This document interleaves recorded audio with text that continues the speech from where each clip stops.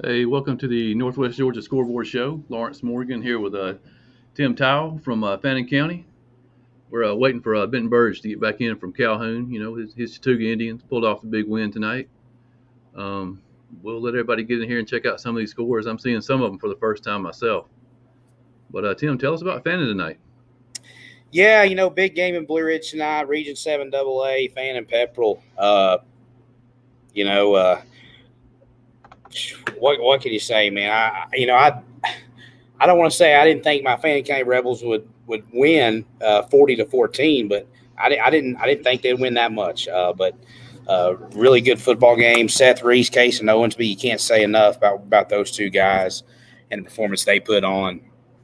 But just a complete game for the Rebels. Pepperell actually scored first drive, came and scored, and but it was all Fannin right after that. Fannin adjusted.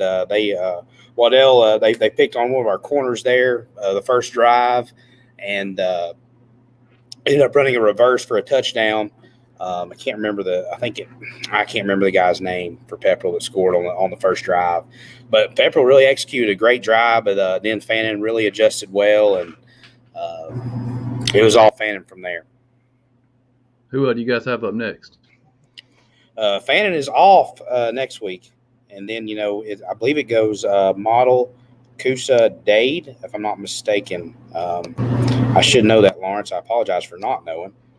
It's kind of look like it's going to be a three-team race there in 7AA, huh? Between Yeah, Chattooga and Fannin and Dade. It really does, and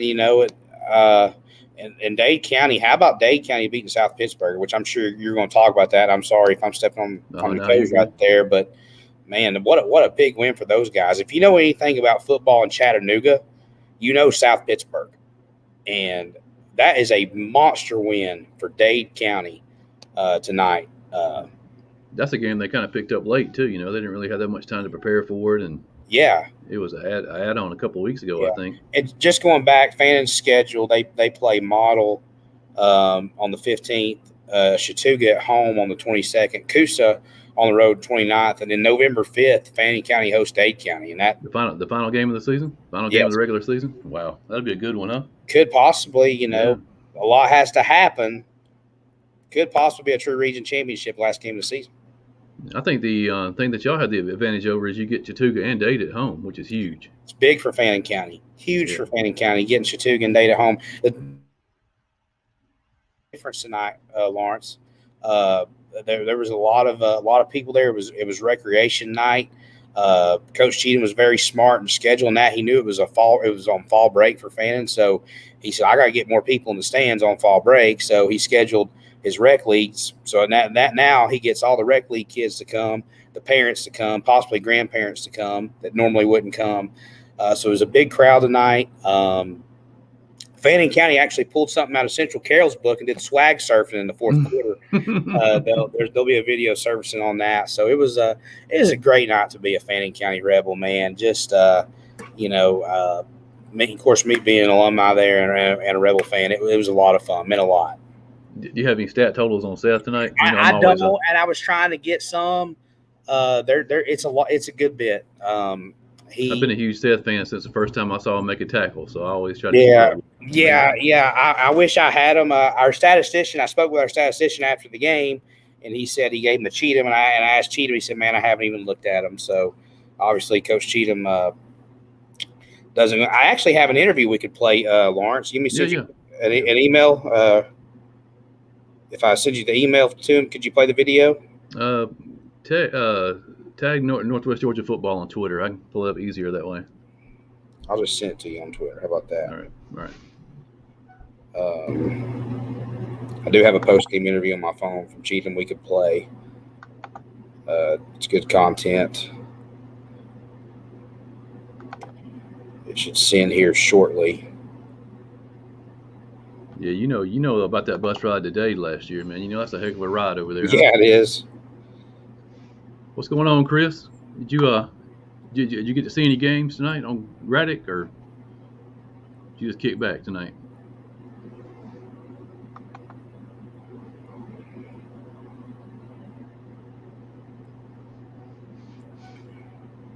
I tell you what, man, I'm gonna have to go back and watch the replay of that Daresville game, 24-19 final. But that was a heck of a game. I bet that was a good game.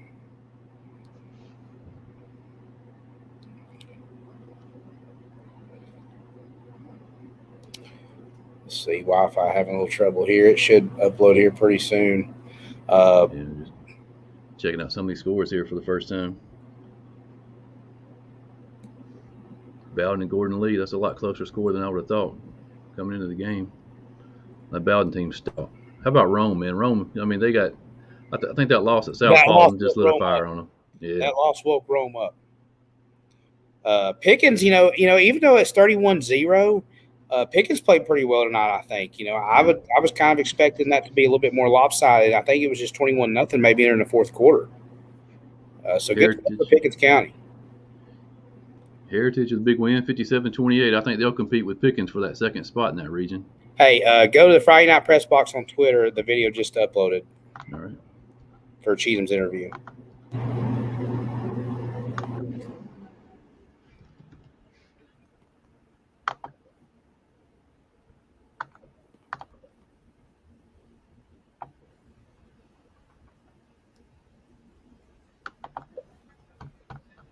Oh.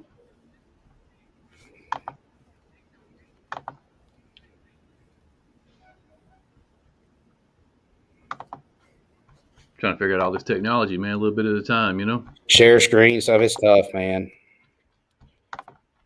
All right, share screen. Here we go. Share screen.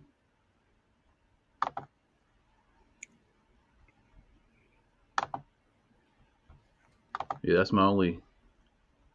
All right, here we go. Let's see what we got here.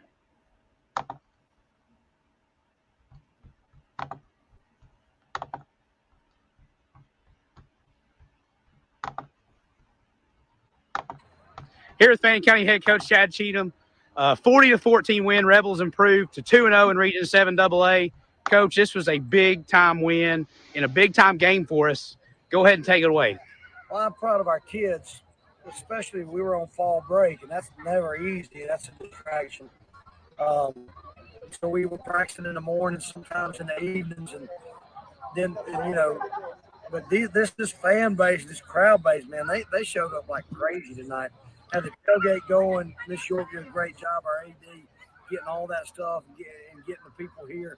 Our rec league, I mean, I don't think I've ever seen that many young kids playing football in a long, long time. Hats go off to Pepperell. I know they had a lot of injuries and things like that, and they're going to continue to compete. We played well. We got to clean up some things, some penalties, especially in the second half. I usually say that in the first half. Yeah. We got to clean it up in the second half, but it is usually the opposite. I know you're probably upset about the third quarter, the slow start, but you know what, Coach? Big win for us. Yes, sir. Big win for us.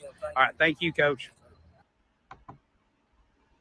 I guess the big question I've been asked the last couple of days is about Jackson Davis, man. How's he doing?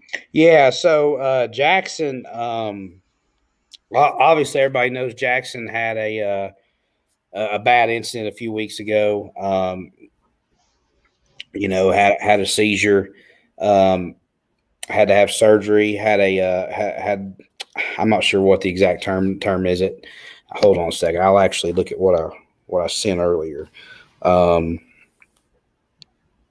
you, Lawrence. And that'll actually help me a little bit. I guess probably the biggest question. He had a shunt put in. A shunt, yeah. Was it from a football hit, or is it just something that happened? I think it's something that happened. It wasn't from a football hit. Obviously Jackson, a rising senior running back, defensive back for the Rebels. A few weeks ago, he had that seizure and had to have surgery, had to have a shunt in. Well, the other night, apparently he had another seizure, and they said the shunt got stopped up, which caused the seizure, but now it's clear. And he actually, busted out of the hospital at, I think, 2:00 today. Yeah, I saw that text today. I thought busted out. I thought maybe you typed it wrong. I didn't know what was going on. Called Coach Cheatham and said, "Hey, I'm coming to the game." And you know what? He was a captain tonight. Awesome. And the place just went crazy.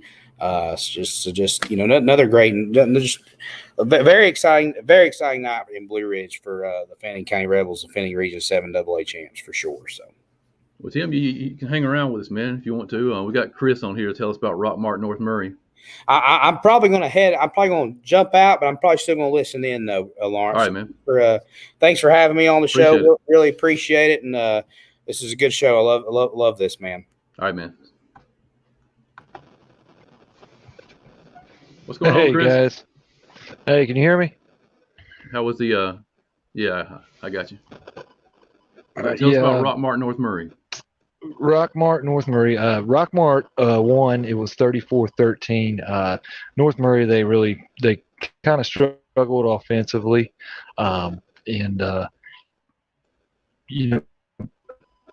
for Rockmart, Keyshawn McCullough and Dennis Sims had big games. They played really well tonight. Devin Hunt for North Murray, he had a big game. He played really well. But it was just tough for them to get going offensively. And Rockmart, they used all those opportunities where North Murray struggled. Yeah, they had to hurt North Murray too this week. Find out that Michael McDade was done for the season. I put up some stats earlier today. Man, he was the second leading receiver in the Northwest Georgia area coming in. Yeah, and he had played only 3 games. So I think in 3 games he had about 450 yards and 7 touchdowns. So I mean it's tough, but he's a tough kid. Having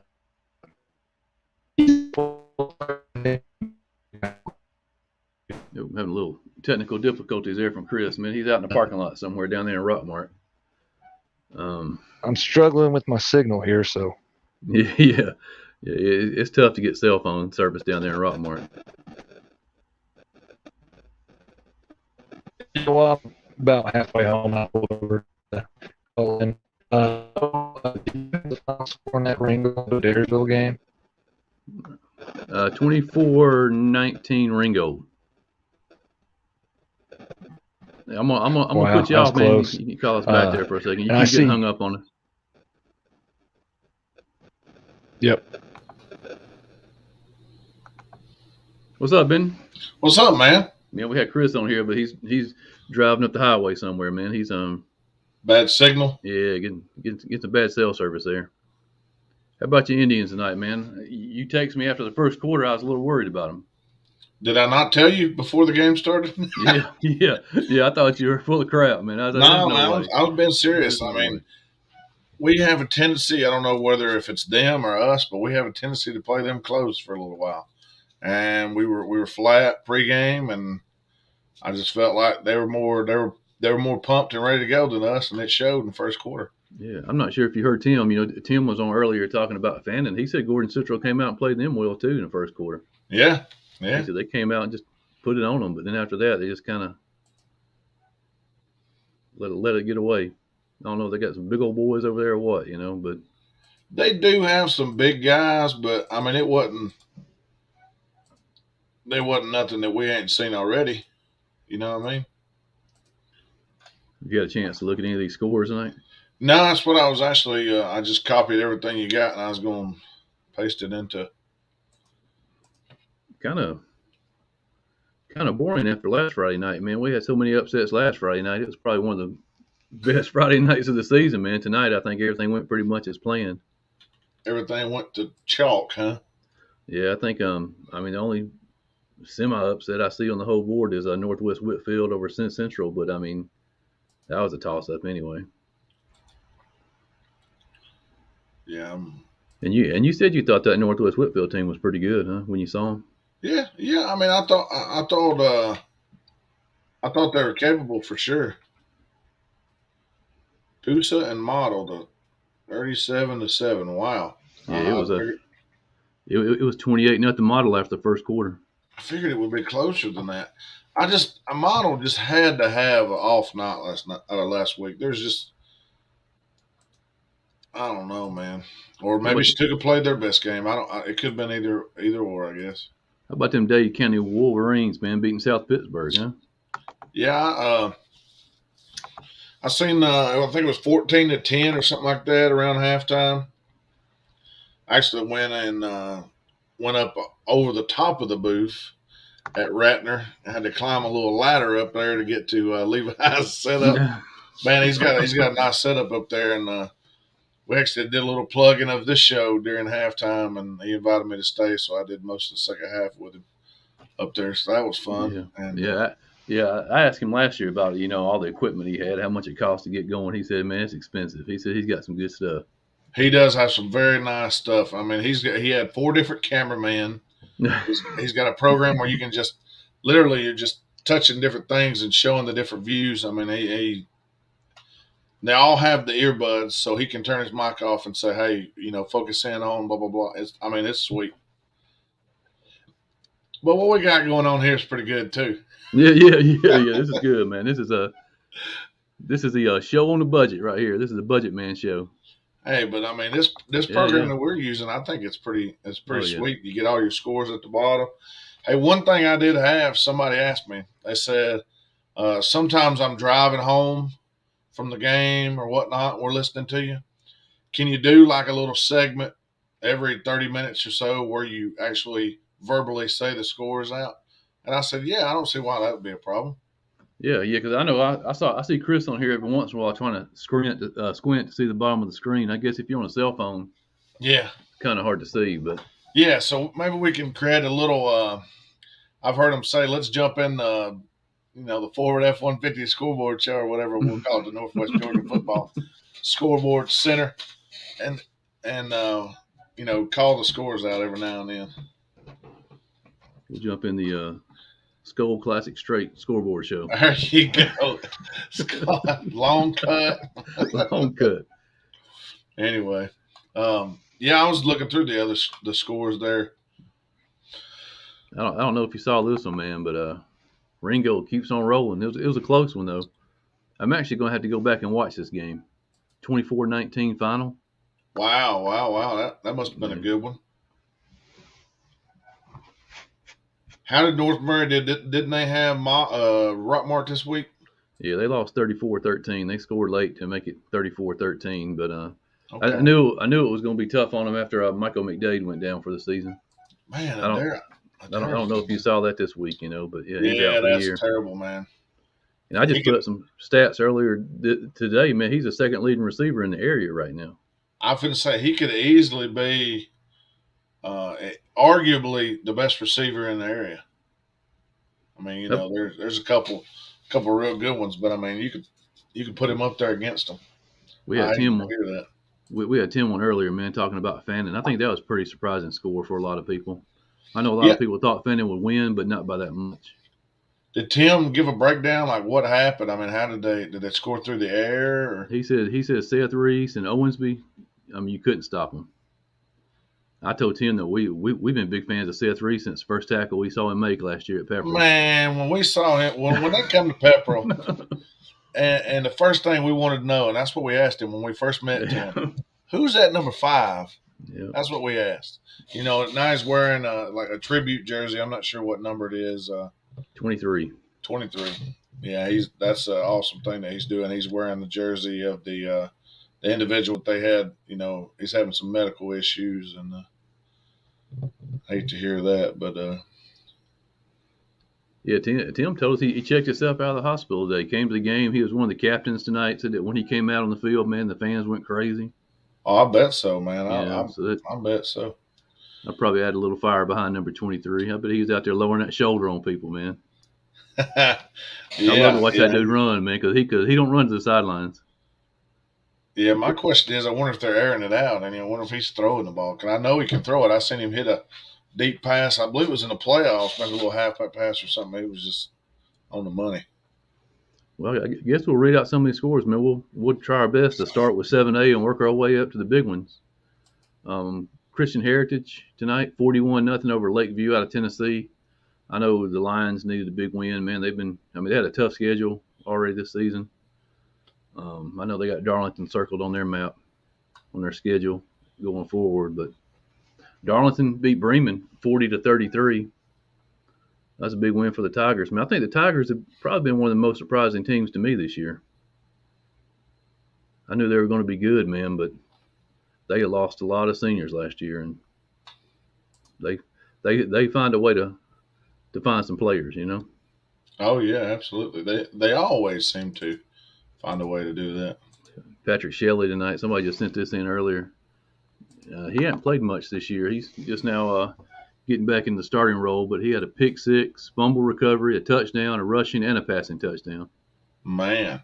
I don't know if you've ever seen Patrick Shelley play, but I know who you're talking about. I'm familiar with him. I hadn't seen him play in person, but I am familiar with who he is. Yeah, I know you're a big Chattooga Indian basketball fan, man. So if they ever play them in basketball, you'll see him out there on the hardwood. I think he's a better basketball player than he is a football player. I think we have played them in tournaments before lately, and I don't know.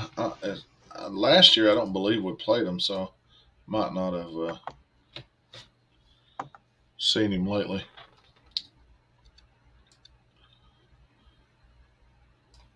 Let's see, 5AA tonight. I think they had a short schedule. I know Harrelson drove across state, man, to play Elbert County, and I saw the point spread on that one when the week started at 2.5, and I was like, man, Harrelson's going to kill these guys. They had to come back and score late to win that one, 26-21 over Elbert. Bremen, we've already mentioned them. I think they were the only two teams from 5AA that were playing tonight.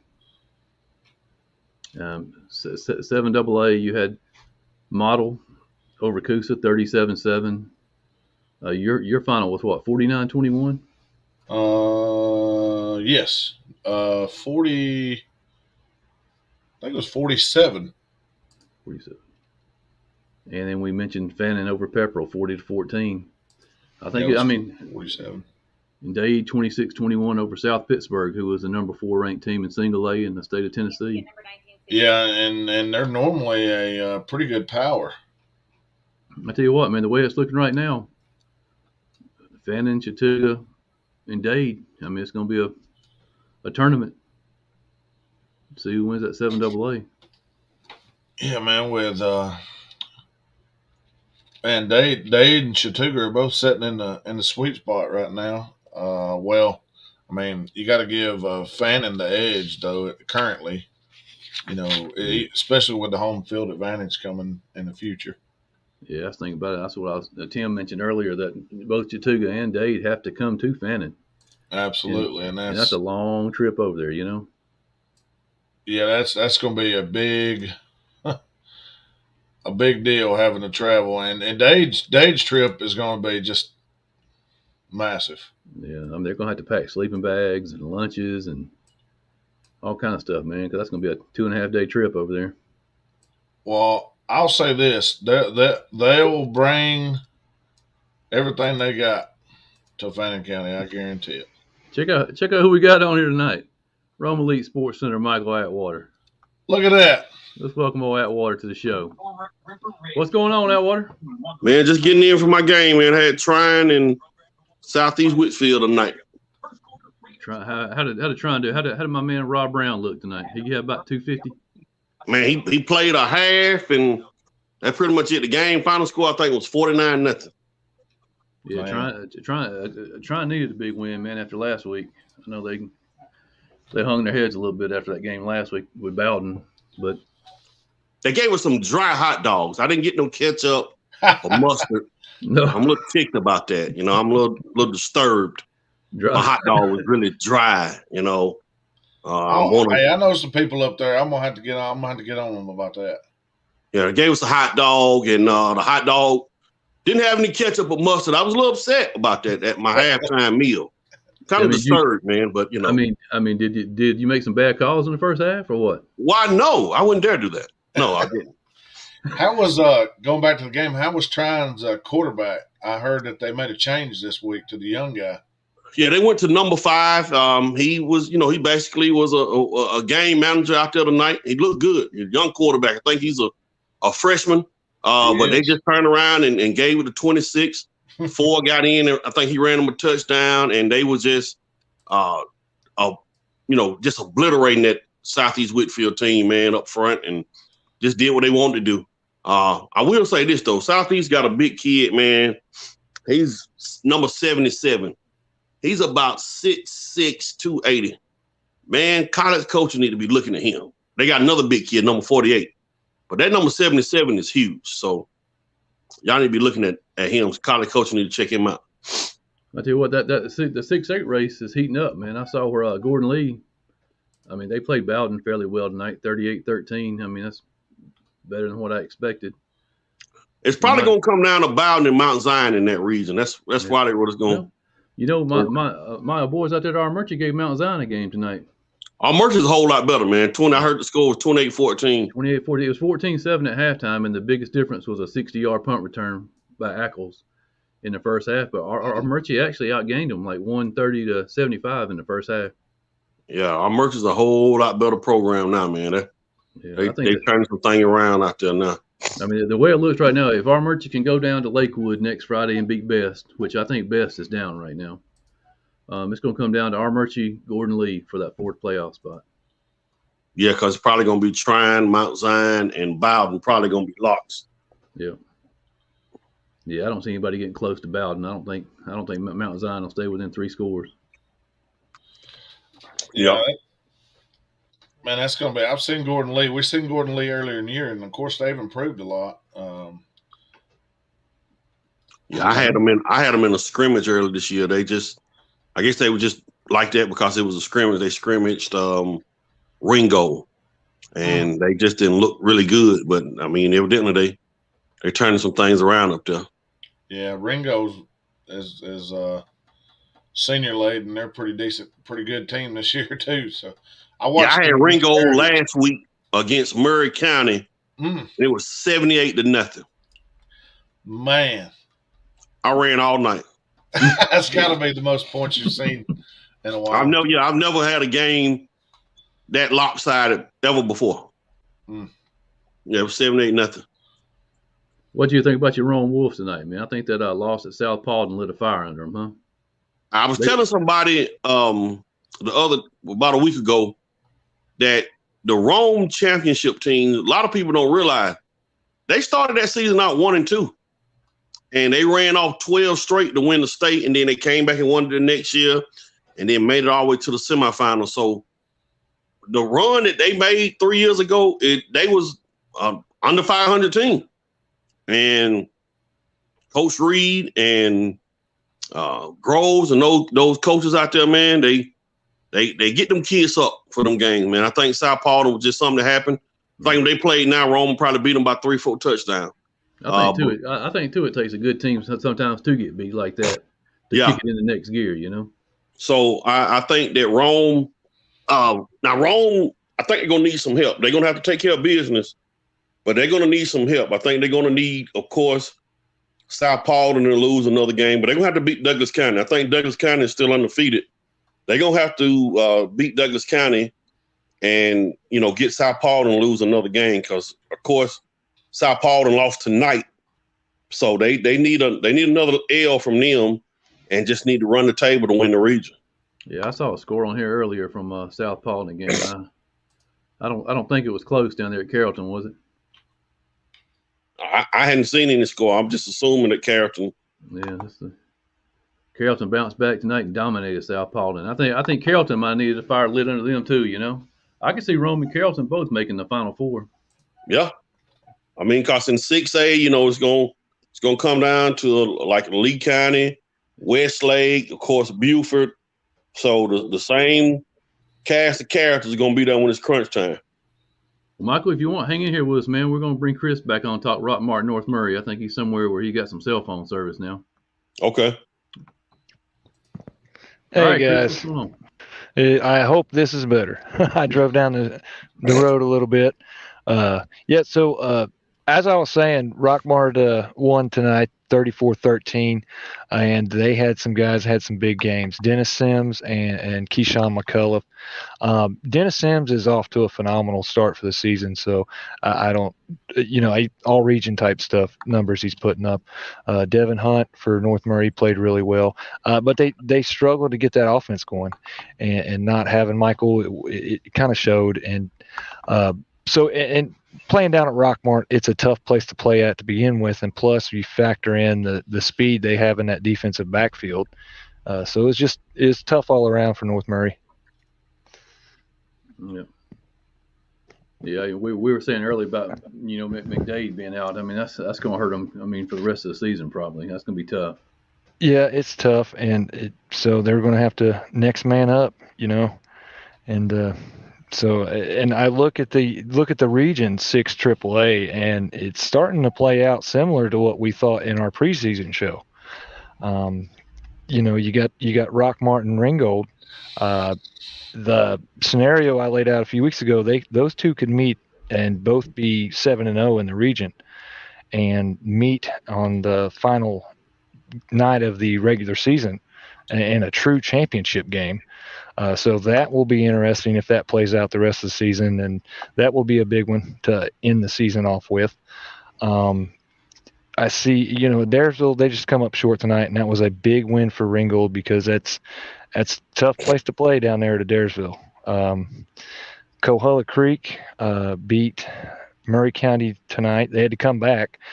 Taylor Carroll had a huge game for Murray County. I think he had 3 touchdowns. And for Coahulla Creek to fight their way back, I think they won 28-22. Yeah. I think Locklear had 3 touchdowns. And they come back in the second half. So that was a big win for them because, you're going there at Murray County and it's homecoming, and they were probably still upset with how they lost last week to Ringgold. So that was took a lot of heart and guts for Creek to get that win tonight. Sonorville finally beat LFO. I think this is the first win against LFO since 2017. So that was big for them. Man, that's shocking. Yeah, it is. LFO, they were a playoff team in 2018, but it seems like every year LFO is the thorn in the side of Sonorville. And they finally shook that off tonight. So hats off to them. Yeah, look, it kind of looks like it's coming down. I know, North has the tiebreaker right now, beating the Phoenix last week. I mean, that's going to help a lot in any tie-breaking situation. But Daresville and Norville, man, looks like the game for 4th spot right now, huh? Yeah, you got Daresville, Sonorville. Well, you still have North Murray, Daresville. That's going to be a very big game. If I was to do power rankings for 6 AAA, I would put Rockmart, then Ringgold, and I would put a tie with North Murray and Daresville. And so that will be played out on the field here in just a couple weeks, and that's a big one. So, and also Daresville, who does North have next Friday? They will be home against Southeast, non-region game. It's probably a good time of the season to take a little break, huh? To have a game where you can. Don't say break. Break. Oh yeah, I didn't mean break, but a break from the 6A schedule, 6 AAA schedule. Yeah, the SEC schedule that this region plays every year. And you still got Lafayette there. You still got Sonorville there. You still got Coahulla Creek. So there's a lot that can happen here, and there's a lot of teams that are in the running right now. So it's not over for anybody yet. So we got a long way to go before it's over. And I think I told everybody this week, if you want to see a good one, you show up to Northwest High School. Northwest had a huge win tonight against Central. And Central is a team that's going to be good for quite a while. Their playmakers are phenomenal, and they are very young. They've got some freshmen, sophomore playmakers. Freshman running back, yeah. Yes, he's awesome. And so that was a huge win for Northwest tonight. I see Owen Brooker had a huge game, and so did Ray Morrison. So that was big for them. That sets up if Pickens can beat Central, the final week of the season, you're going to see a game against Northwest and Pickens, and that will determine the 2 spot if Pickens beats Central. So there's a race and a battle going on over there. I think Heritage put up 58 points tonight. They're kind of a factor in that race too. Yeah, because I was thinking whoever won tonight, and I think it was Heritage was favored pretty big anyway. That team will also compete for that 4 spot. So it's a jumbled mess over there in 7-4A too. Not as much as 6-3A, but it's a pretty exciting race over there too. Yeah, here's Jake Keller. He says Central was down 28-7 to Northwest Whitfield and came back to cut it close to make it interesting. He said prayers up for the Central player who had to be taken off in a stretcher. Yeah, I saw that. Daniel Mays was there for the Daily Citizen. He was tweeting out the scores, and I saw that he had mentioned that. So, anything else exciting other than Dade County beating South Pitt? I see. Yeah, I was saying earlier, it's kind of after last Friday's upsets, man. Tonight was just straight by the book, Yeah, and big win for Fannin. Pepperell, they're not a team that you keep down for very long, and for Fannin to pull that out, of course, it's you get them at home, so that's got a leg up for Fannin County there already to start the game, but that's a big win for them. We're going to see a Fannin Dade County game that's just going to be just fire. I don't know. Benton might have something to say about that, man. Slow down now. We'll see. It's looking like Fannin is going to be Fannin going to probably be the number one seed at that region if we looking now. But you probably got 4 teams playing for 3 spots in 7AA: Model, Pepperell, Dade, and Chattooga. So Fannin is probably going to be that 1 seed, but those 4 teams are going to battle for that 2 through 4 probably. And I like the way Chattooga is looking lately. I like the way Nick Hester is running the football. Kid looks great. I saw some of the videos you posted tonight, Benton. Man, he looks good. And if we could only get Lester healthy to go along with him, man, he's still hanging in there about 85%. You never know. He could be healthy by next week.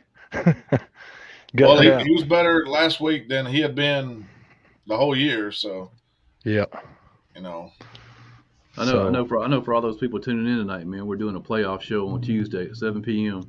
We're gonna go over all this stuff, But we need a dry erase board. Yeah, definitely. But we can come up with something. Yeah, we got to come up with something. I mean, as it stands right now, which is kind of interesting. If Model beats Pepperell, I think Pepperell misses the playoffs, which was huge. Yeah, which was unheard of when we were doing preseason rankings for Pepperell to miss the playoffs. And I don't think that happens.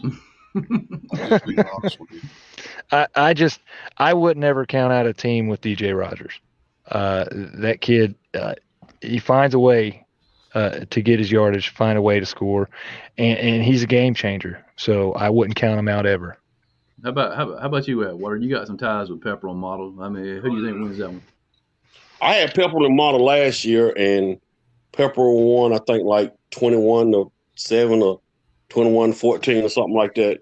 I think it's going to come down to, like I say, DJ Rogers, along with Seth Reese, and maybe I would throw in Burdick out at Chattooga, probably the best players pound for pound in that region. So, like Chris was just saying, DJ Rogers, if necessary, we can give him the ball 25, 30 times a game and just let him do what he do. So I don't see Pepperell not making it, but I do think Model's defense is pretty tough. I do think it's going to be a tough game between Model and Pepperell, and it could come down to that last spot. Mm-hmm. It sounded like Model got the offense going tonight, but Model's biggest issue is, they replaced, I heard 11 players on offense off of last year's team. I mean, that's just – and Model's really young. They got a really young squad out there. So, I mean, and there's a lot of young football going around, not just, with Model, Cousas, but it's a lot of teams that are young. But then you flip it over, you got these senior-laden teams like Ringgold and veterans like Rockmart and Darlington and Bremen, and they're showing you why they're going to be a team that's going to probably play the Thanksgiving. We all know that the key to – there are certain teams that know they should be playing Thanksgiving. And a couple of teams that I just mentioned know that that's Elite 8 time and they figure to be playing on Thanksgiving. So, I mean, there's a possibility that could be happening. We could have probably a potential 6 to probably 8 teams that can make it to the Elite 8 in their respective classes. You can look at Cartersville and Calhoun. I was about to say, I think there's a strong possibility that we see Calhoun and Cartersville in the state championship game. That'd be heck. Yeah. Well, let me tell you something, man. They got something down there in South Georgia called Warner Robins. Yeah. Man, I tell you. And they went off tonight. Yes, Warner they did. Robins beat Camden tonight, I heard, 70-27. Yeah. Mm. It was See, as a referee, man, we don't like them kind of games. That's a lot of running. We don't like doing all that running. That's too much running, okay? 70-27, that's too many points. So Warner Robins showed you that last year. They beat Cartersville, what, wasn't it 60-30 something? Yeah, something like that? They put the hammer on. So, Cartersville, Calhoun, Rome, Carrollton. I think Bowden is a team that could go deep. I think Bremen, Fannin is an outside chance of somebody to go deep. Harrison County, according to how the bracket fall, Harrison County could be a team. Darlington, Cedartown. I mean, Rockmart. We got several teams that could make a little run to the playoffs. I must have missed this one last week. They said Warner Robins just waxed Lee County last week, and Lee's supposed to be the toughest team in 6A. I think they beat them. I think it was on national TV too. I was looking. We were talking about the 7AA race. Chattooga and Dade County play the week before Chattooga goes to Fannin, so you'll know. Yeah, you'll know who's who by then. Yeah. And Chattooga has Dade at home, so that'll be interesting. Yep. All right, well, guys, I've got to get off here and head north. I got a few more miles to go. All right, man. All right, y'all just get ready for Tuesday. I'll be with you Tuesday, and sounds good. We'll get that dry erase board out and figure all this stuff out. All right, man. All right, we'll talk to you guys later. We'll see you, Michael, Benton, all Lawrence. right, we'll see you. We'll see you.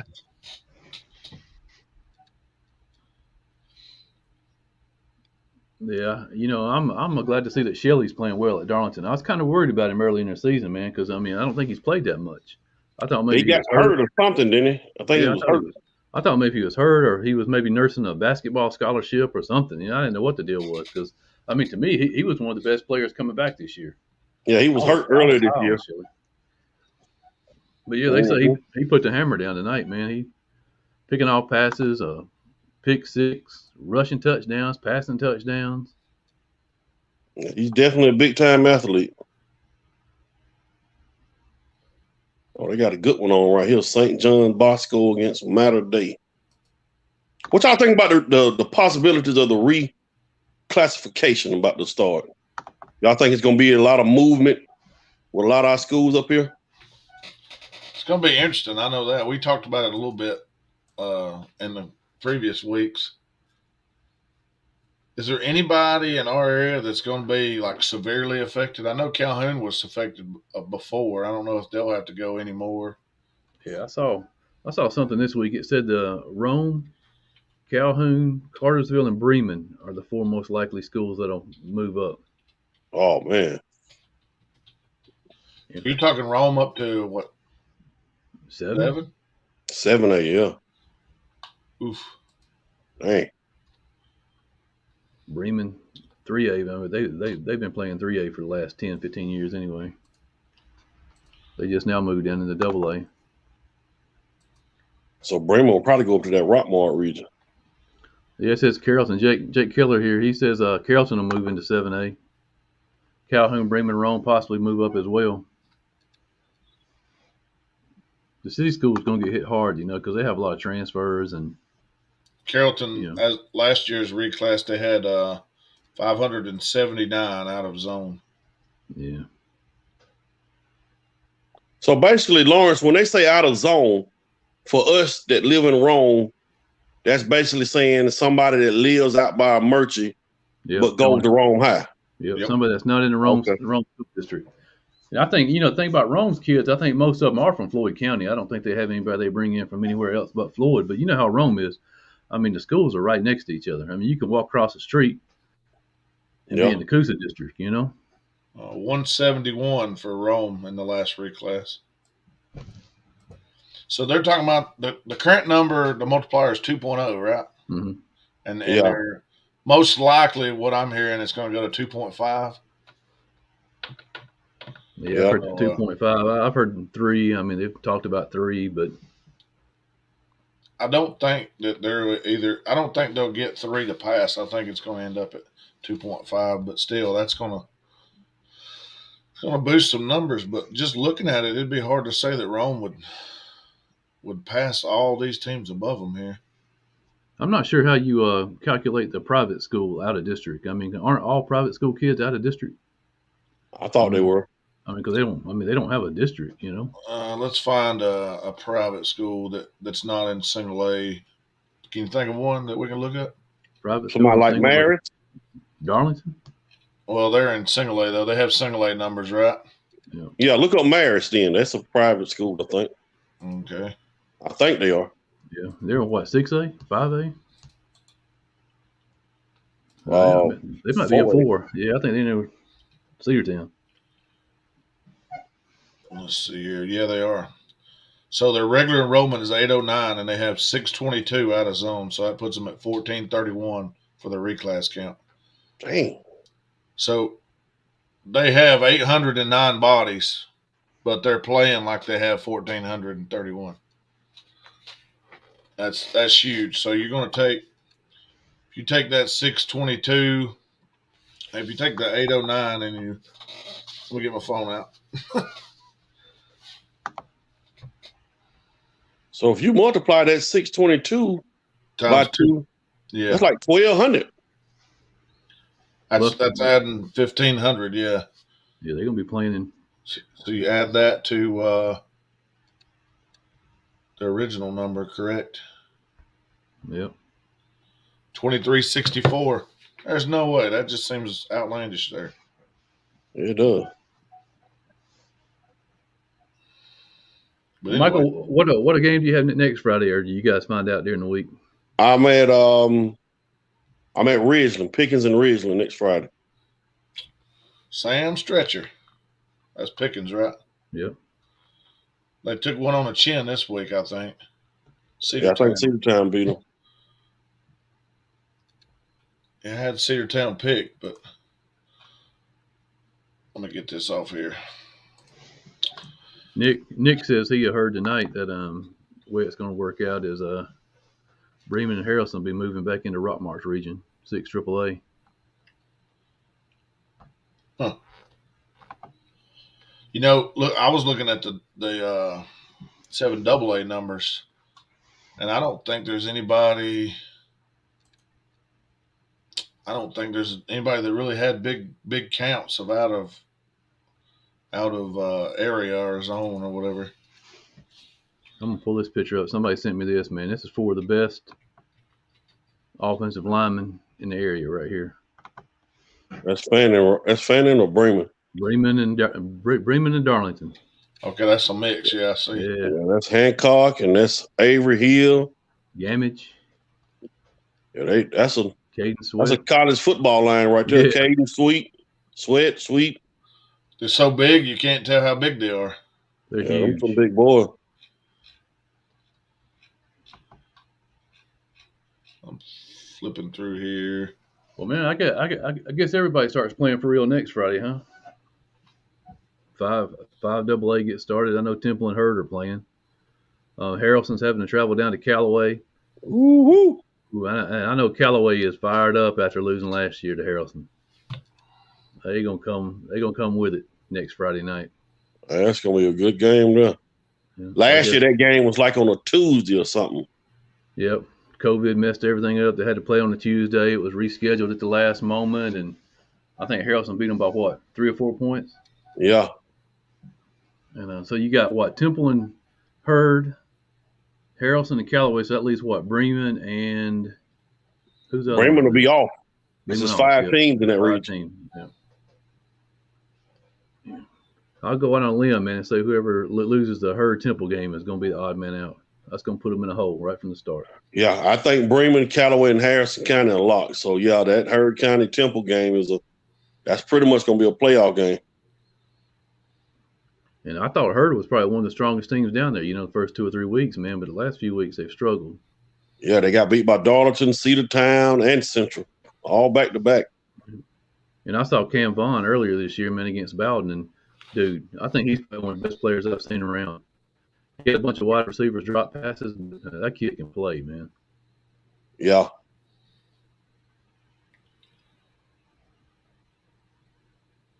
I'm still looking at these numbers on this free class over here.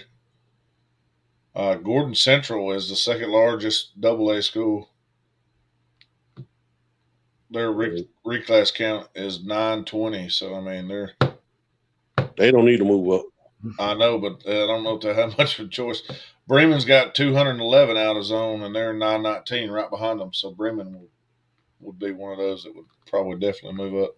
I wonder if there's any 6 AAA teams that'll move down, because if not, man, you're going to have 15 teams in 6 AAA next year. Yeah, they'll have to balance. They'll have to balance with, I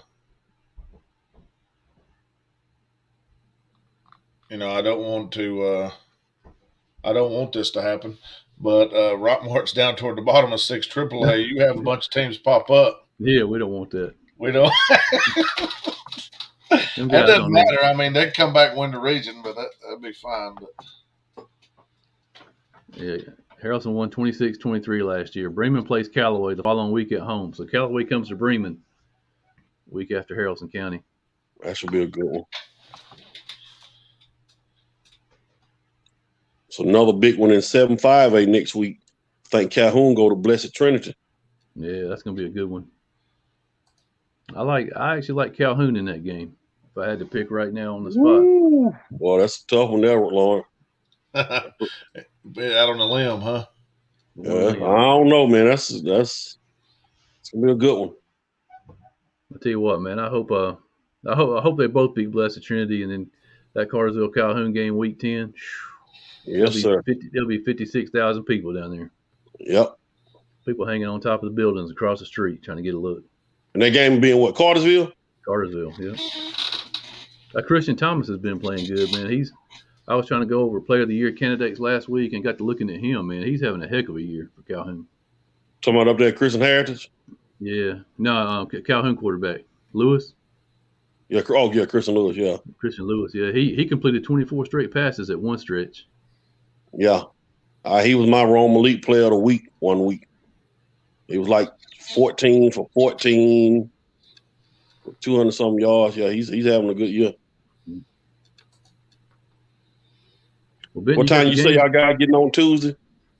7 p.m. I'm going to be through with my yoga class by then, and I'll be done with yoga. And after my yoga, I have a exercise class with Billy Banks, and then I'll be on, Lawrence. I gotta ask one question before you go.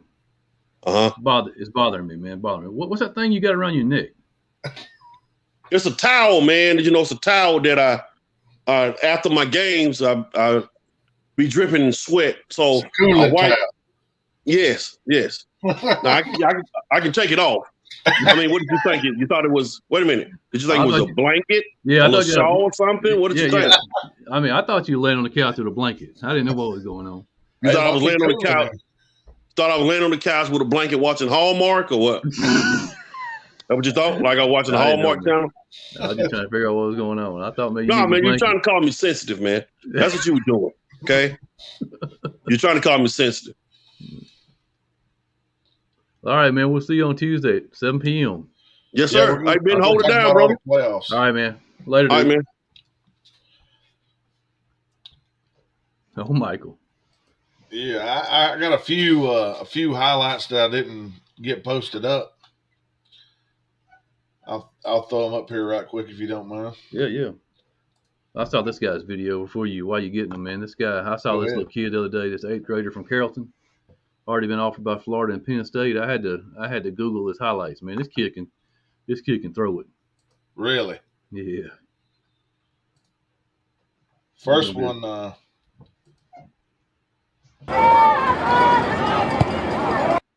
This is a.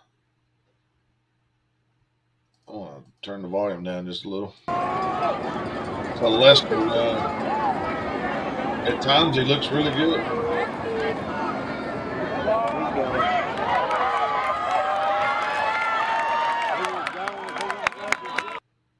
That felt like that was lagging. Somebody said he was gone before he even got to snap. I know. That's pretty confident there, ain't it? I can tell you one that I did say I was thinking gone before he got the snap, and that's this one here.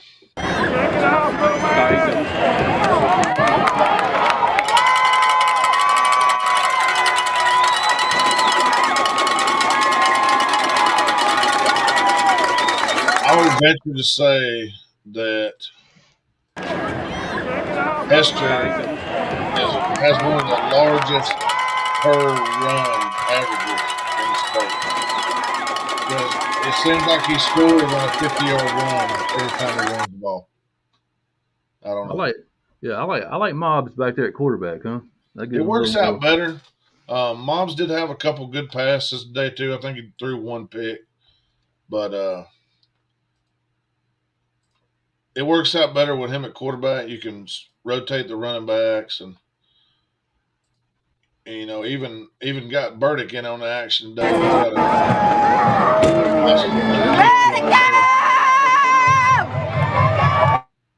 Daggone, somebody was just hollering. It sounded like his girlfriend or his mom or somebody. Somebody up there in the stands was hollering. And then I told him I'd put this on, little compilation. That has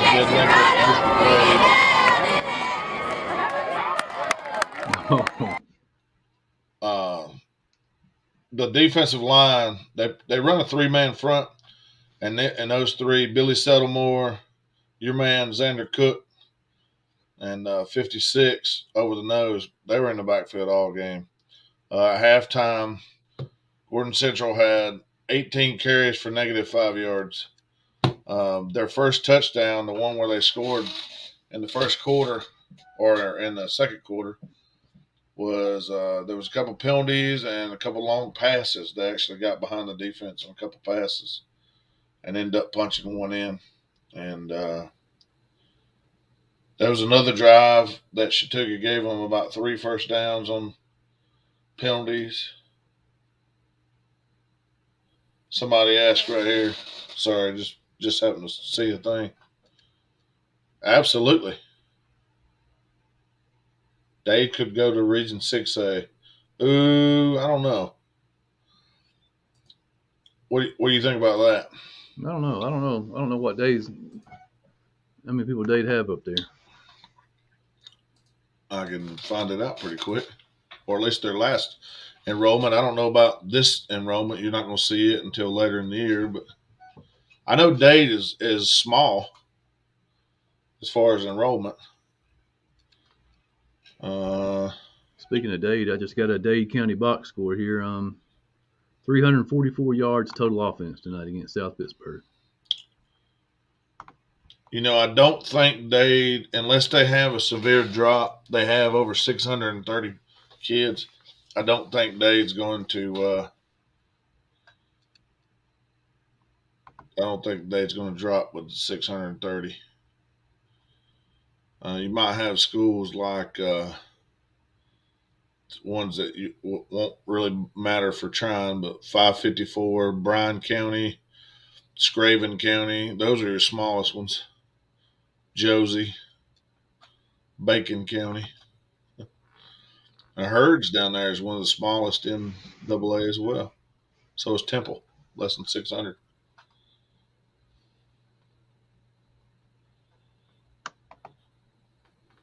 Heritage Chattooga beat Ridgeland tonight. Their first ever home win for the Panthers over the Panthers. I'm kind of surprised by that, man, because I know Heritage has been, a heck of a team for the last 5 or 6 years, and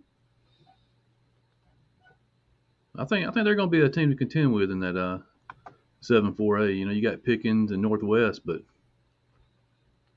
you got to throw the Generals in there with the mix. How about this stat I just looking at here, man? Dade tonight, 167 pass, 177 rush. That's a pretty balanced offense there. Yeah. I'd like to see the turnover numbers. Did they force some turnovers? Because, not saying that's about 300, a little over 300 yards of offense, but they put 26 points. Yep. They threw one interception, And that's it. They each had a turnover apiece. Well, South had 2, Dade had 1. Huh. Yeah. Speaking and going back to Burdick, I can't wait to see Burdick and Seth Reese collide. Dude, that's gonna sound like a cannon went off, you know? Yeah. You know what's going to happen. Yeah. He's going to break to the second level, and it's going to be 1-on-1, and it's gonna be. Now, I mean, Reese is going to have the size advantage a little bit, but don't think Burdick ain't coming in there hard. Yeah, tonight he had another good night. He scored on a touchdown pass, which I didn't get the highlight of, but he did score on that touchdown run as well. It kind of reminds me of a couple other teams that just they run a lot, and then when you do pass, it's extremely successful because they're trying to stop the run, and that's been beneficial for Chattooga this year. I mean, tight end right down the seam just seems like he's wide open every time. It's because they're not looking for it. I mean, you're running by guys that are just standing there waiting on Lester to run the ball. Yeah, I hope those 3 teams are still undefeated in 7AA when they play each other, man, because that's going to be exciting, I hope Model or Coosa or somebody doesn't slip up and beat one of them. Pepperell. Well, Chattooga has next week. You'll find out because Dade has Model. Model is at Dade, actually. Chattooga is at Coosa. And Gordon Central is on the road at Pepperell. So if chalk flies there, you'd go, Dade, Chattooga, Pepperell. So that should. Yeah, I'd be curious to see that box score tonight from that Model game. I wonder if the offense scored those points in the first quarter, if they got a lot of turnovers and interceptions. If there's any Model Blue Devil fans out there watching, I mean, chime in and tell us how they scored because, I mean, that's a lot of points from the Blue Devils this year. Yeah, that is a lot of points.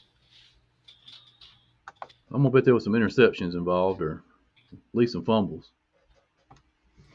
We saw Coosa at Trine, and they turned the ball over a little bit up there too, Mm-hmm.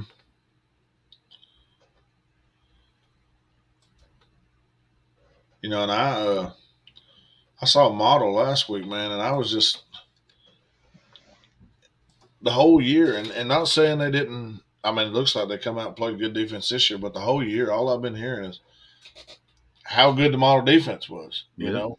And I don't know if it's just contributing factors that we were playing larger competition, larger classification competition, but because the Model defense did well those first 3 games. They held us Norville to 21 points. I know. Lafayette to 6. I mean, they were stepping up, stopping people. I mean, and if you put a Chattooga and Norville on the same plate, or playing in a game neutral side, I mean, I think 90% of the people would go to Norville all day. It just doesn't make much sense how. Maybe it was a specific game plan or something that we did that. Yeah, I know what Michael's trying to say here, man. Would have liked to have seen the Dade Trine game. I bet that's what he's getting at. I'd love to have seen that one too. I was excited about that one. Yeah, that stinks because I think that would have been a good one. Last year they played in a great one, did they not? I'm pretty sure it was the last, end of the game type finish. I'm not even sure who came out on top last year.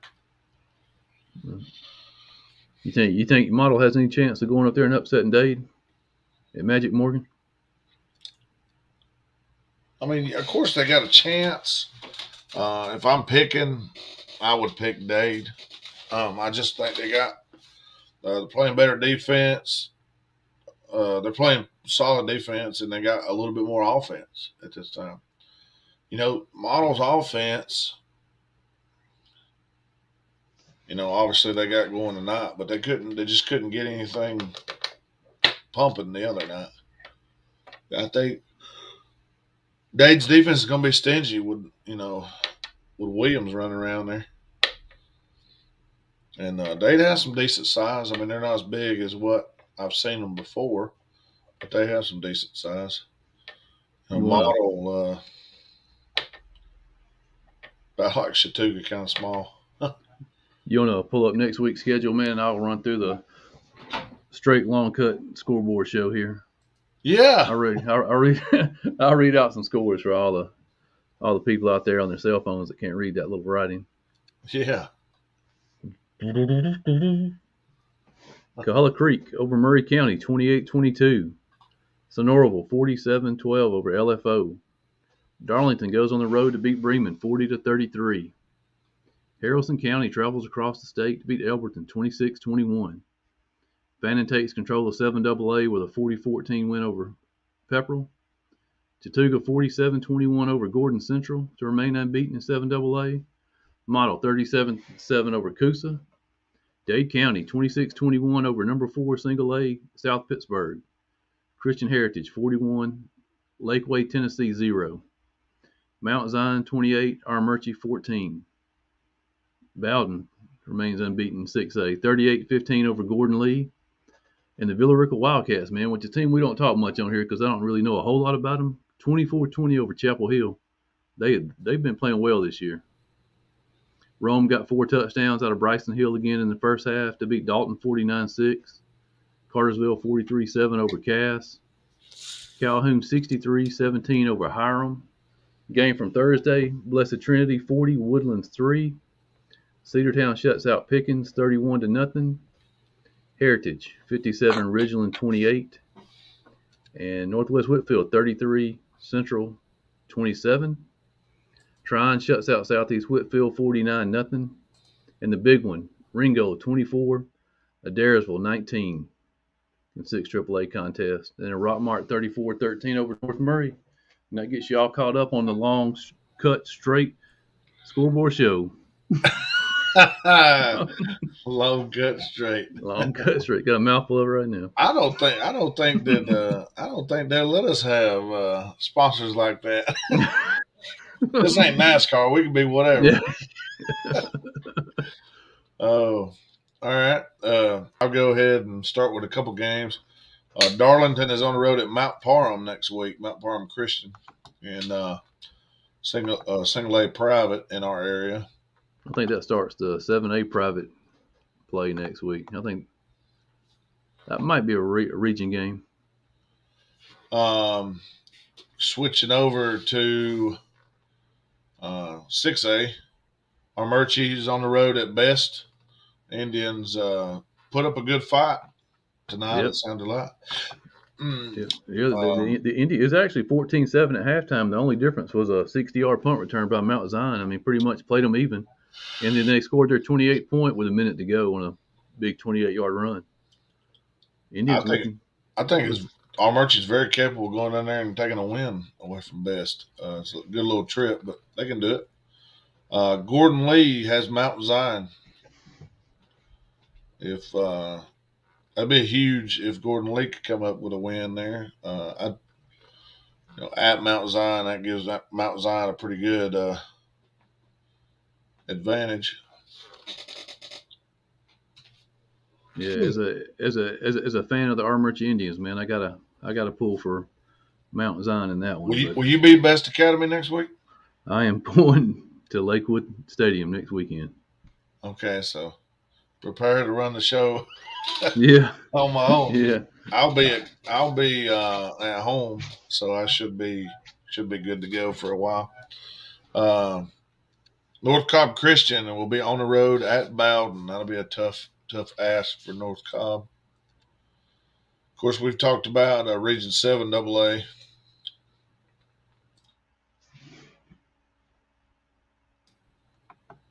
Next week, and they will we'll have the 3 games. Fannin is off next week. Model will be at Dade. Chattooga will be at Coosa, so I won't be at home, but I'll be close enough. And Gordon Central will be at Pepperell. I'm curious to see how Pepperell responds in that one. Being 0-2, if they come out just blazing, you know. Better not come out flat. No. And I'm telling you, in Gordon Central, they're not going to. You can't take them lightly. You got to put them away, and we couldn't do it for a while tonight. To be honest with you.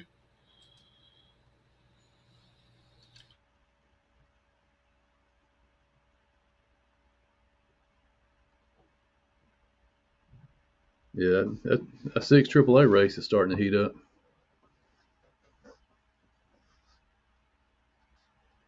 Six AAA race is going to be some fun conversation come Tuesday.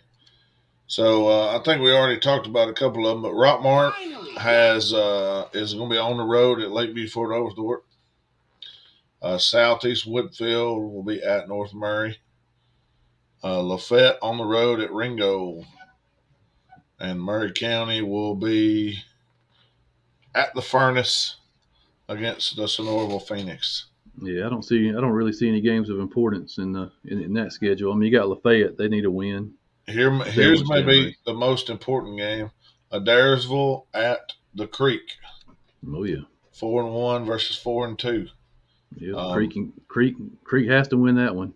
Loser probably can go ahead and sell their boat down the creek. Yeah. No, I'm just kidding. I mean, the loser would be outside looking in, obviously. Yeah. With as many teams as there are in that region, you got Sonoraville, Rockmart, North Murray, Ringo. I mean, you can't afford to lose. You know, it's gonna be tough. Going on to 4A. Is that Region 7 or Region 6 4A? 7. Yep. I hate Max Prep ads. The speak number. All righty. Heritage is at Central. Northwest has the fun task of going down to Chubland and playing Cedartown. I've never been to Chubtown. Have you? Never been. I've been close, but never been. I watched that documentary on it. Yeah. It's got to be right there close to Cedartown, is it not? Well, it's like it's really close to Cave Spring. I'm not sure if you know where Cave Spring is. Yeah, I know where it's at. Yeah.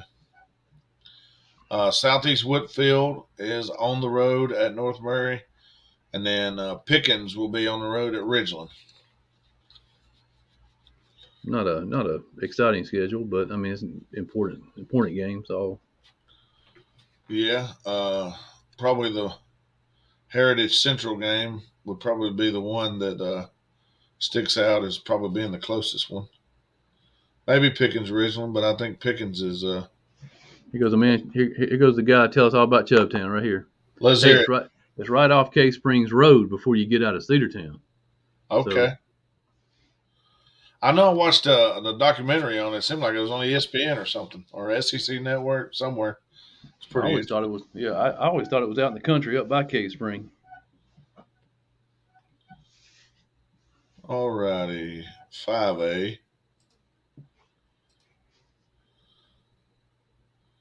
Calhoun Yellow Jackets. Yeah, that's going to be the game of the week right there. I mean, that's one everybody's eyes are going to be on. That will probably be my pick'em game. So you have to pick the score. Calhoun at Blessed Trinity. And Blessed Trinity's got 2 losses this year, but it's one of those teams that are not afraid to step up in competition, so there's no telling who their losses were against. I'm going to look. St. Pius and Marist, maybe? Marist and St. Pius Catholic. You're exactly right. Somebody's been looking at their schedule. And, you know, obviously we know who's Calhoun's 1 losses to. Herd Temple game is going to be on Gradic Sports next week. If anybody wants to watch that one live, that's a all-important game in 5AA. Yeah, I would imagine that seeing the Gradic Sports, the Region 7AA will probably have Chattooga's game at Coosa next week. I don't see why they wouldn't. They've done all the games up to then. And just to give Mr. Levi a shout out, I appreciate him having me on and letting us speak about the Scoreboard show and Team FYN Sports too. We talked about it for a little bit. Awesome. Is he still planning on joining the playoff roundtable on Tuesday? He is. I'm gonna send him the link Tuesday, and he'll join. And he's seen about every team in 7AA already, besides maybe Dade County. So he should be able to put a lot of info in on them. I'm gonna have to do a little more research on some of the other regions, but some of it may be too muddy to even make a call on. But we'll go over that anyway. Should be a big crew. We got me and you and Levi, and then Chris is going to be on, and our boy, Michael Atwater said he was going to get on. Atwater, and our boy from Fannin Country, Mr. Tim Towe, he's going to join us and talk a little region competition. I'm sure he's liking what happened tonight. That was a big win for Fannin. Yeah, I'm gonna pull this up right quick. Go for it. He put this on. Let me turn this sound off here. Get back over here. This is the start of the fourth quarter. Let me guess. Fannin County stands right here, huh? Yep. Well, we gotta have some sound on that one.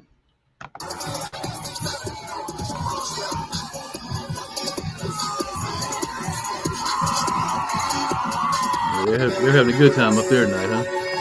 Yeah. You see how the lights are out and you got the white lights shining down from up top? Yeah. At Chattooga, they can turn the lights out and do a red out. The whole stands will be red like Athens. So the lights that look down on the bleachers, they're red. So it's kind of you can change it's similar as far as design, except for you got the different colors that you can do. I thought it was pretty funny, man. I was down at Mount Zion a couple of weeks ago, and I was sitting next to Cody Williams' dad. They had the lights down there at Mount Zion that would flash off and on. And we're old school, man. We said if the lights like that would have went off when we were young, that means they were off for a long time. Oh, yeah. I mean, the lights start blinking, that's it, I remember a game,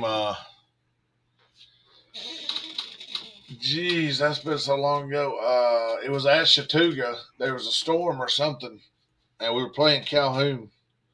And it was one of those games where we were big-time underdog and just trying to hang in there. And I don't even remember what quarter it was, but the lights went out, and it took 30 minutes to get them back up. Yeah. And, they start flashing like that, they're getting ready to go. That's it. What region does 6 AAA play in the first round of playoffs? They will play 8. All the even regions play each other in the first round. I think 8 AAA is Oconee County. Oconee and North. No, that's 4A. I don't know who's in 8 AAA. 8 AAA? Yeah. Give me 1 second, I'll tell you. It might be Hart County, Stevens County. DJ. East Jackson, Oconee, Hart County, Franklin. Wait. Excuse me. Maybe these are non-region games. Go ahead. I'll look it up. How's it going, man? You were at what game were you at tonight? Bremen and Darlington? Yeah, I was at the Bremen Darlington game. Tell us about it, man. Really, Bremen shot themselves in the foot all night. They had 4 turnovers. First drive of the game, it was like 3rd and 6. The Sheely kid picked it off, took it back for a pick 6, and Sheely just had a heck of a night. He had a pick 6. He had a big right there at the end of the game. Bremen was driving. They was within 1 score. Quarterback scrambled out, tried to extend the play. Fumbled the ball. Sheely picked it up and took it all the way back for a touchdown. Then he also had a nice little rushing touchdown where he dove from about 4 or 5 yards out to hit the pylon to get in. And then he also had a passing touchdown. Darlington looked really sound. They didn't really have many mistakes. I interviewed their coach, but unfortunately the interview was too long. And my camera was like messing up, so I couldn't post the video. So all I have is audio. And I asked him, what was their preparation? And he was like, going into the Bremen game, they prepared all week for a hard-nosed fight. They knew that it was going to be a hard-nosed game. They knew that it was going to be physical, that Bremen's offensive line and Bremen's defense was going to be, hit them in the mouth. He said, that was a great win against a great team that has, as he said, that will go very far into the playoffs this year. And then I asked them, they prepare for their region opener against Mount Perrin Christian next week. And, I asked him about, preparing for that. And he said that, first off, it was you're going to have to recover from the Bremen game because it's Northwest football, hit them in the mouth all night. He said that, they going to have to recover, get banged up people healthy. And then, Mount Perrin was a good squad, even though their record don't show it. They're 2-3 right now. He said they always give them a good hard-nosed fight. That the coach, can't remember if it was the coach or somebody that's in the program up there, he was talking about actually used to play at Darlington. So he said, it's one of those kind of rivalry games within itself. And Bremen, they play Callaway next week.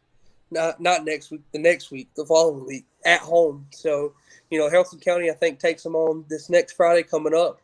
And then Bremen has them the next week. So, both of them games are going to be very interesting. Both games could have, high playoff. I'm sure there'll be a lot of Bremen fans down there in LaGrange at that Callaway Haralson County game. For sure. And, I was talking to a few of the kids' coaches from Bremen. A lot of them are, they have high expectations for this team. And even the Darlington coach, he had very high expectations. Sorry, I can't talk right now. No, you're good. For the Bremen team, And, the thing I didn't know was that the QB that plays at Bremen, he was a transfer from Westlake. I didn't know that. Yeah. That. Let me see what kid. Who played quarterback tonight for Darlington? Was it Shelley or did Payne play? Shelley played the whole game at quarterback? Yes, sir. Yeah. Chris Moore had a question here. Is Dylan McCoy hurt for Bremen? I don't know who Dylan McCoy is, but he's a running back there. He was hurt a couple of weeks ago. I know he was nursing a ankle injury. I'm not sure why he wasn't in the game tonight. I was about to say I don't think I've seen him. Not they played. Their number one was Josh Murray, number 28. He was kind of a smaller, big, heavier set running back. He played a lot tonight for Bremen. Took most of the carries. Somebody that surprised me for Bremen, which I haven't been to a lot of Bremen games and I haven't been around their program a lot. But the Nick Richardson kid, the number 11, he's not the biggest of players, but he has heavy hearts. Kind of reminds me of Traylon Shepard, back when I played in Haralson County. He's a freshman too, he's a freshman.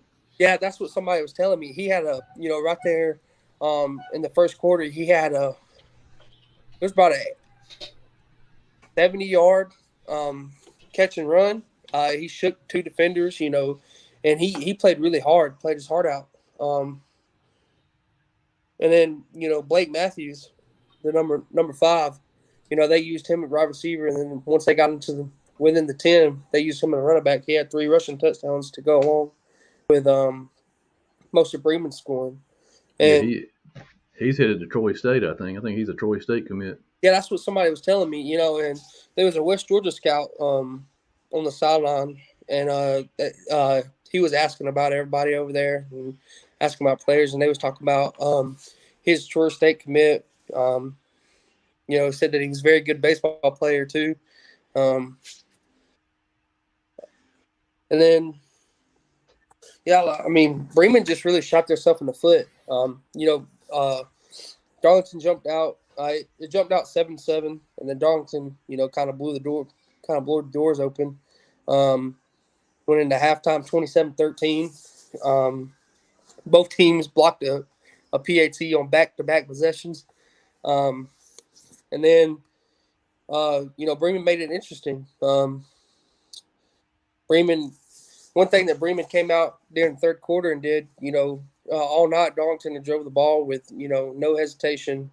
There was really nothing, and then Bremen, kind of took control of it on the defensive side. Started stopping them. Darlington punted. Darlington also attempted. The coach was talking about they attempted a field goal, and missed a field goal, and he was talking about how really they should have blown the door open way before they did, and they had a chance to put it out of reach, and they failed to execute. And he said they got to clean that up. But yeah, I mean, Bremen fought hard to come back. Got it within one score at one point, and then they ended up with a one-score game, but they scored with like 6 seconds left in the game. So right there, Sheely, I don't know how y'all pronounce his last name. Yeah, Shelly. Shelly, I think. Yeah. He really surprised me tonight. He's a great athlete. Which I like I said, I don't know much about Darlington either, but he was a kid. He kind of fits the part. He's gonna be, he's gonna be. Yeah, he was actually one of my preseason favorites coming into the season, man, at quarterback. And talking to some of the people around the program, I think he's getting scouted as a DB by a lot of ACC, SEC schools. I know he was playing safety. He was playing a little bit of safety, free safety for him. And first drive Bremen had. He read a play. They was trying to run a little screen pass over the middle. He ran it. He read it, tipped it up to himself, caught it. He was kind of everywhere on defense. And I talked to him after the game. Told him he had a good game stuff. He was like, "I'm just tired, so I'm exhausted." And his play showed it. I mean, he was all over the field.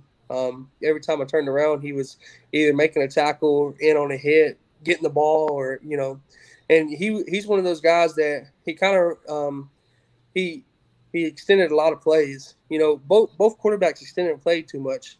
Not too much. They extended play.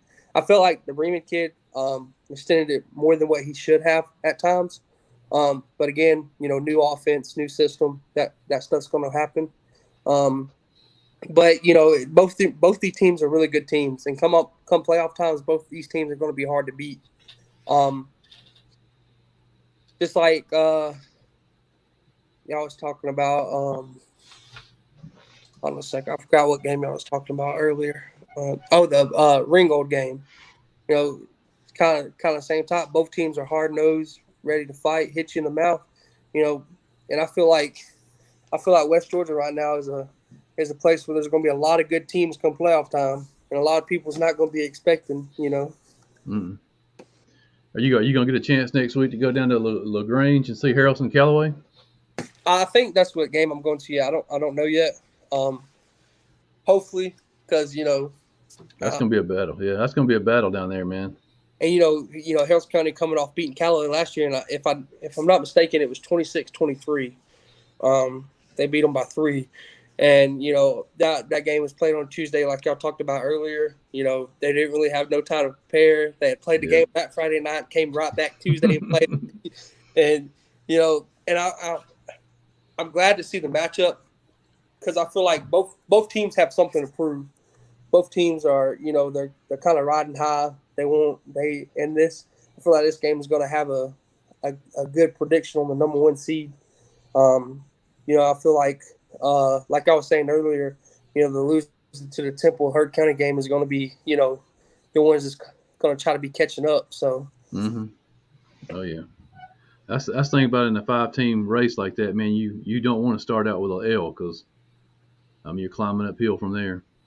Well, it was like that when we had our split region my senior year, is that you didn't want to be last, because if you was last, you didn't know, where you was going to be, and it was always trying to play catch up, and every game mattered. So I feel like whoever, the teams that are going to jump out ahead first is going to have a clear advantage. Of course, every team that jumps out first in region play is going to have a clear advantage.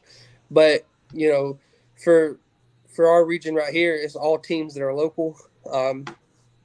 Callaway's kind of further off, but all the teams around here. So, it's kind of like, rec ball. Every team knows each other pretty much. Every team's played coming up with each other, and it's interesting. It's just at a different level. They're older, they're stronger, physical. Yeah, I made a trip down to Temple earlier this year, and that's one of the first trips I've made down there. And I was surprised at how close the schools are to each other. You know, it's like you drive from one school to the other; they're all right there together. And that that's the thing about Harrison County and Bremen too. You know, Bremen have a lot of people have a lot of kids that come, you know, that pay tuition, like I was talking about earlier, the reclassification and everything. And I remember I was on the chat earlier. I was the D-fly guy. That's my handler. I don't know how to change it. It was like that in high school. But so I know that when, you know, coming out of my senior year, we had to reclassify down because we didn't have enough kids. And we was barely on the cutoff. So there was a guy that said that they think we may reclassify back up. I don't know if we will. It depends on, you know, what their class is, because I graduated with 212, I think it was, and we was barely on the cuff. So, you know, it's one of those things that it may happen, but I don't see it happening. And, you know, the closeness to the schools, you know, Bremen's like 10 minutes from Harrison County, and, you know, Temple's probably about 20 minutes. You know, even Carrollton, you know, Carrollton's a bigger school, and Carrollton's only about 25 minutes from us. So, you know, we got a lot of good programs around my area, and our area, and it's amazing to see. You know, used to it was one or two teams, you know, that was really, really good around here, and now it's like these past couple of years, a lot of good teams has come from this area, and it's exciting to see. Great atmospheres. Absolutely. Do you know? Y'all said that the Calhoun game was probably going to be the game of the week next week. Yeah, I think, you know, I think the two best games on the schedule next week are Calhoun Blessed Trinity and Harrison County Callaway. I mean, those are, the two biggest games I see. I think that's going to be a good matchup, Calhoun Blessed Trinity.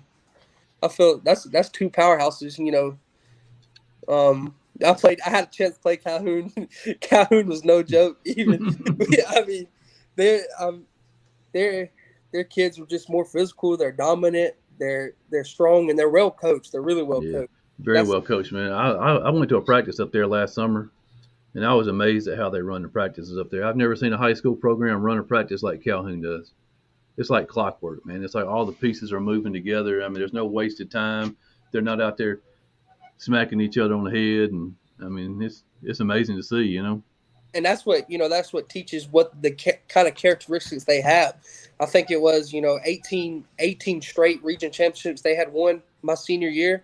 And Coach Peavy came in and he was trying to build that. He was like, you practice like you play. You practice perfect.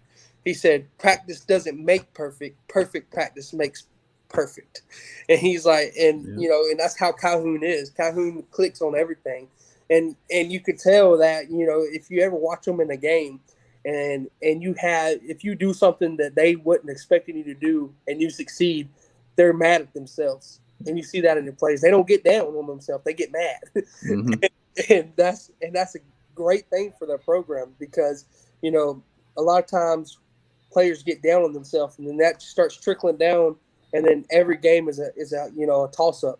Where like Calhoun is, they get down early and it don't really faze them. They get mad and then it's a hard fought game and they come back, they win, or they make it close, make it tight. So, it's like you said, you don't really see that these days in a high school team. And I played against some college teams that was, that didn't have the same clockwork Calhoun has. So, it's one of those things that, a great coach, and he's really a great coach. I had the pleasure to talk to him one time, and man, oh man, he's a great leader, very passionate at what he does. Here goes a question we had earlier on the show a couple weeks ago. Best county per capita for high school football in Georgia. I think Carroll County has to be in the conversation. Absolutely, man. There's so many schools in Carroll County: Mount Zion, Bowden, Central, Carrollton, of course. I still cast my vote for Polk County. Who's all Rockmart and Cedartown. I mean, you got a county of about 35,000 people. I mean, they produce some football players year in, year out. There's no easy wins in Carroll County or Polk County. I'm about to say I feel that same way. Is Polk County, when you have a Cedartown and Rockmart, both of them teams are hard nosed. Cedartown, it feels like they always have a star-studded lineup. Going from they went from Nick Chubb to I think the guy's name was Zaytoven, who's in a JUCO school now that has bigger offers. Just got offered from Wisconsin, got offered from LSU. And then you had Tony Mathis, who went to West Virginia. You had Cope Pieces at Clemson, and now C.J. Washington, who's committed to Georgia. It's just it was a trickling down effect of great athletes. Rockmart's had kids that, I remember watching them in a state playoff game a few years ago, a freshman kid. He was like 6'4", wide receiver, and he was star-studded. Rockmart's always had, great athletes, great coaching. They're hard-nosed. Same as Carrollton. Unfortunately, we don't get to play Carrollton, in high school, but we played them in middle school and in rec ball. And, in rec ball, Carrollton was always the team you wanted to beat. And Carrollton always was a team that we could not beat. Carrollton, they was always so good. They was always faster than us. And same way with Central. I remember we beat Central one time in middle school, and it was go to the playoffs. And that was like we had won the championship. But and I feel like both of them counties right there would have a very big, percentage of the best counties in the state of Georgia. I put out a tweet earlier this year, man. I thought people were going to fight me when I put it out. I just did it for fun. I said they ought to combine Rockmart and Cedartown into Polk County High School. Dude, you talk about people wanting to fight, man. They want to fight each other, so you just turned it all toward you. You got both of them looking at you. I said that'd be like saying combining Helson County and Bremen. A lot of people may not know it, but that's a big rivalry there. And y'all was talking about, Rome's area earlier. Rome has Gordon Central. They're in Calhoun. Rome has just got Rome, Darlington, Pepperell, Model, R. Murchie, and Coosa. They got a lot of teams up there. Yeah. I think Rome is an advantage, man, because they pull probably some of the best players from those four schools. I think those four schools have to compete with guys that don't want to play for the Wolves, True. And I remember when we were playing Sonoraville, we had an off week, and we actually went up to Sonoraville and watched them play. And everybody, not saying it was excuses, because it may have been an excuse, but and the older guy was talking about, it's hard to compete in Rome because everybody either goes to Rome or they go to the school that had the winning record the year before. So, and I could see that because, you have all them schools right there together, So, of course, the players want to be recruited. The players want to go to where they can win and, be successful. But I feel like, in that situation, that's why you have the great players, that stand out at the little smaller schools, because those are the players that could possibly be playing at the bigger school, but they wanted to play. And they wanted to play, hard nosed and wanted to, start and things. So, I feel like it's a I guess you could say a mind game. It's how you wanted to, to go about it. It's just I think it's very important for coaches to build a program from kindergarten up to 12th. You can't just start trying to get players to buy into your program, when they're in the 7th or 8th grade. You got to do it right from the start. Make them believe they're with that team. They're a Coosa Eagle from birth. They don't want to go anywhere but Coosa. They don't want to go anywhere but Pepperell. And that's hard to do. Well, I'm not going to say it's hard to do. When we wasn't as good, that was our problem. Is rec ball we ran this offense, middle school we ran this offense, and then high school we ran a whole different offense. And you've seen it. My first 3 years in high school, our middle school kids were winning the championship or losing by 1 point to Carrollton in the championship game. And then in high school, we was 1-9, 2-8, 3-7. And it was because once we transitioned to high school, it was a whole different offense. You went from running a spread offense to running a triple option. And then, now we transferred to what they call the Dirty Eagle. We call it the Dirty Eagle. And, that offense kind of suited us. We don't have to pass the ball as much. We're just hard-nosed, Northwest Georgia football. But, yeah, getting kids to buy into your program and that, like you said, that, hey, you're a rebel from the start. You're a dragon from the start. You're an eagle from the start. That's what the coaches have to do around here because, it's like a lot of kids can just, go to a different school if they want to, especially with them being so close together. Yeah. Yeah, I think one of the best coaches I've ever been around was Lee Shaw at Flowery Branch. He stepped in there and he went down to the youth league. They all had their different team names, the Vikings, the Devils. He changed them all to the Falcons, and they all ran the high school playbook. He didn't care if they won or lost, just as long as they learned the playbook, and they were all Falcons from the start. They had the red Falcons, the yellow Falcons, the green Falcons, but they were all Falcons. Kind of smells like Kelton. Kelton and red. Really? Kelton black, Kelton white, Kelton gold. Yeah. And I remember I never got to meet him, but I did play with a guy in college that came from Flowery Branch, and he talked about the main thing that they've taught there from day one was buy into the program, that you buy into each other, you buy into your team, and he said that was their big part of every day, that you ate together as a team, you slept together as a team, you did everything as a team because that team mentality and that team, kind of spirit is what helps you win games and helps you be the best you can be. It's not the every man for himself as you see in a lot of teams sometimes. Yeah. Well, guys, I'm gonna jump off here. I got an early tea time in the morning. Tea time. Yeah, I got a golf tournament in the morning. You playing in the scramble? Do what? Are you playing in the scramble? No, I'm actually playing down at close to Weiss Lake down there, and it's called the Bubba Challenge. It's kind of funny. You play best ball with yourself, so you get to go. You hit the ball twice each time, and I could probably do pretty good at that, man. Yeah, man. I've seen my first one sucks.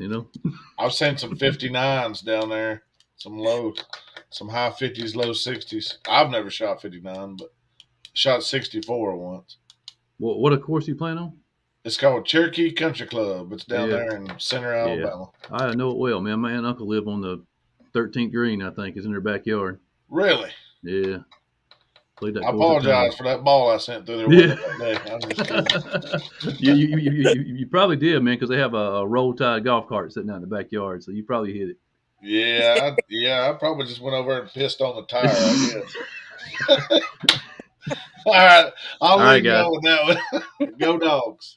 All right, man. We're going to skin some hogs tomorrow. Oh, yeah, for sure.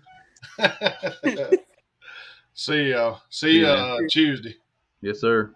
All right, D-Fly. I think I'm getting ready to roll out here too, man. Yes, sir, for sure. Thank y'all for having me. Yes, sir, and we'll see you back next Friday, man, when Harrelson beats Callaway. Oh, yes, sir, for sure. All right, man. Have a good day. All right, guys. All right, guys. We'll see y'all on Tuesday night, man, for our playoff special. Everybody tune in, man. We'll tell you where everybody's going, where we think everybody's going.